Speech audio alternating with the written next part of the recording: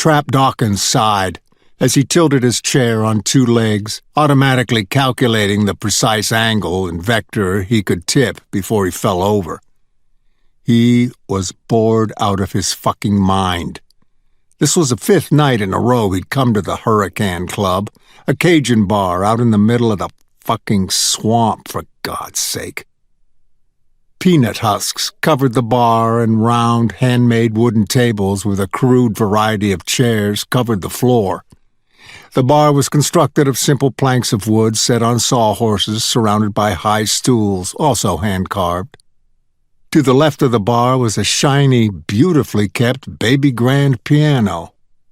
In the bar, that was mostly a shack out in the middle of nowhere, the piano looked totally out of place. The lid was open, and there wasn't a dust spot or a scratch on the instrument. It was also completely in tune. The piano sat on a raised dais with 2 long steps made of hardwood leading up to it. There were no peanut husks on the platform or on the stairs. Everyone who frequented the bar knew not to touch the piano unless they really knew how to play. No one would dare. The piano had gone unscathed through hundreds of bar fights that included knives and broken bottles. Trap glanced at the piano. He supposed he could play. Sometimes that helped his mind stay calm when it needed action. He couldn't take sitting for hours doing nothing. How did these people do it?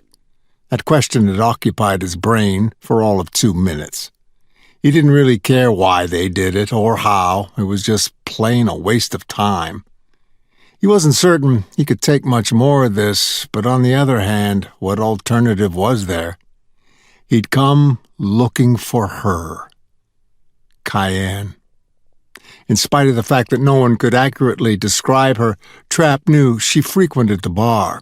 This was where she chose her victims. The robberies in the swamp were only rumors, whispers, the men too embarrassed to say much. They were always drunk, always on their way home. They were men with bad reputations, men others steered clear of.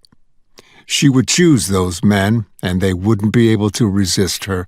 Not her looks, not her voice, not the lure she used.